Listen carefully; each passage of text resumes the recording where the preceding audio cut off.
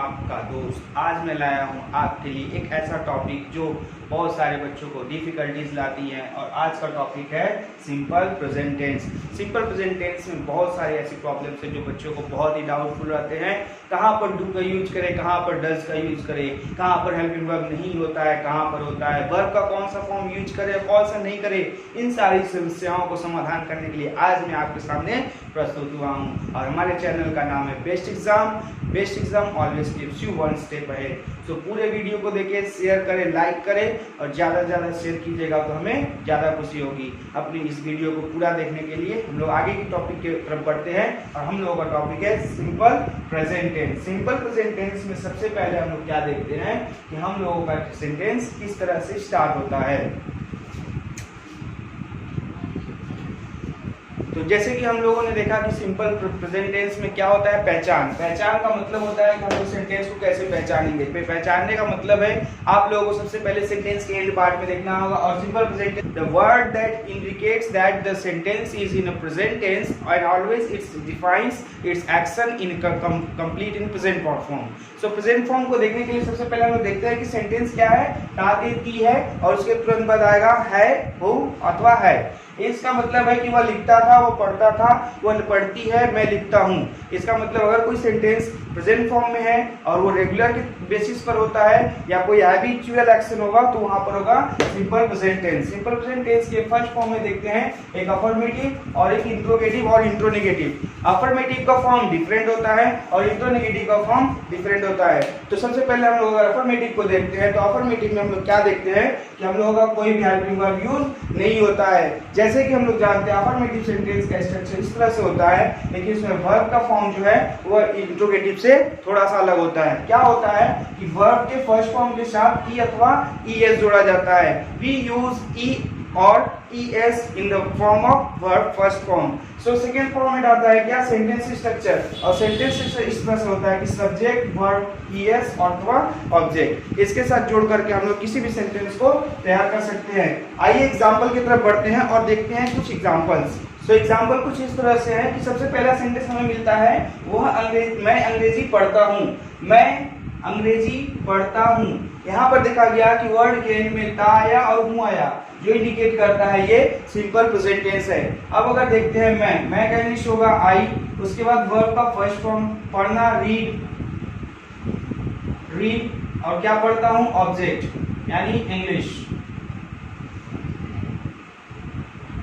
आप लोगों को एक चीज बहुत अच्छे से समझा दिया चाहता हूँ कि यहाँ पर अगर वर्ब के साथ हम लोगों का एस और ईएस जोड़ने का जो रूल्स होता है, सिंगुलर के साथ हम लोग ही ईएस अथवा एस जोड़ते हैं।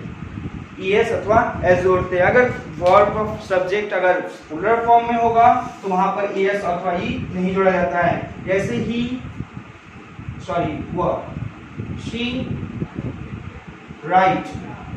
अब यहाँ पर सिंगुलर फॉर्म में है तो यहाँ पर राइट्स हो जाएगा, वह शी राइट्स ए लेटर।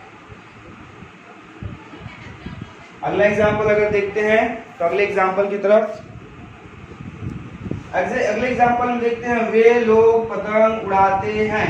ते हैं आ गया। इसका मतलब क्या हुआ कि वे लोग पतंग उड़ाते हैं। वे का इंग्लिश दे, उसके बाद फ्लाई,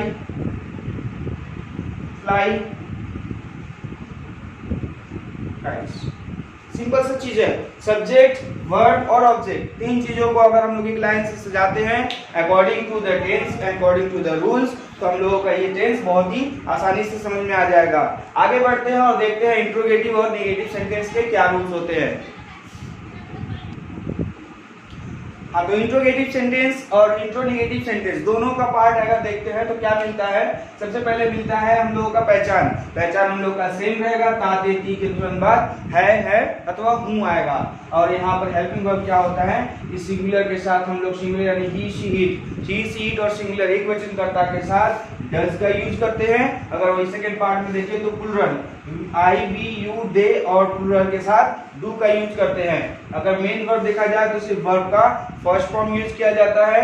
और स्ट्रक्चर अगर देखें इंट्रोगेटिव सेंटेंस के लिए तो यहाँ पर आता है WH वर्ड, उसके बाद आता है डू अथवा does according to subject. Subject, verb और object and don't forget to put a question mark. Question mark देना ना भूले, क्योंकि क्वेश्चन मार्क एक WH वर्ड का बहुत ही वाइटल पॉइंट होता है, जिससे कि पता चलता है सेंटेंस WH में है।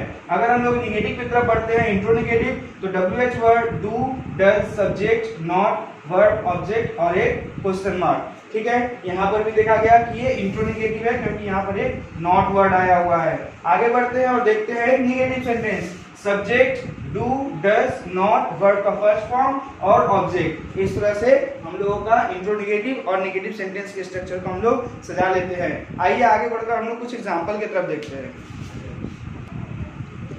तो हमारे एग्जाम्पल कुछ इस तरह से है कि तुम क्या करते हो। अब देखो यहाँ पर आ गया ते हो इंडिकेट करता है हम लोगों का सिंपल प्रेजेंट टेंस।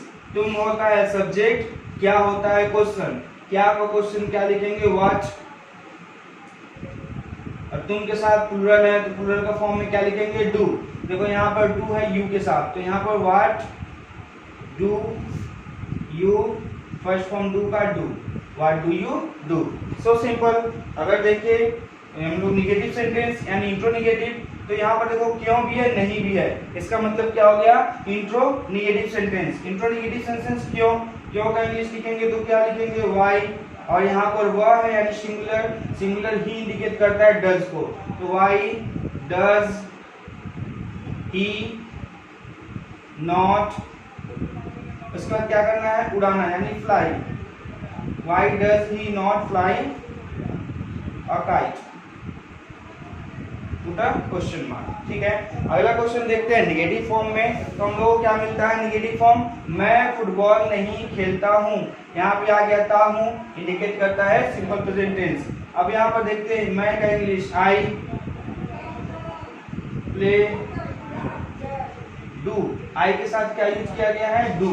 तो यहाँ पे लिखेंगे I do not play football. तो सिंपल प्रेजेंट टेंस, जितना नाम इसका सिंपल है उतना ही सिंपल है, बस थोड़ा सा कंफ्यूजन रह जाता है बच्चों का कि कहाँ पर डू का यूज करे और कहाँ पर डज का यूज करे, कहाँ वर्ब का फर्स्ट फॉर्म यूज करे और कहाँ पर एस अथवा ईएस जोड़ा जाए। सो इस फॉर्मेट को अगर आप लोग अच्छी तरह से समझना चाहते हैं तो इस पूरे वीडियो को देखें। और मुझे आशा है कि अगर आप यहाँ तक आ गए तो आपने पूरा वीडियो कंप्लीट कर लिया है, तो लाइक करें, शेयर करें और हमारा चैनल आपको हमेशा रखता है आगे। So best exam always gives you one step ahead. Thank you for watching the video.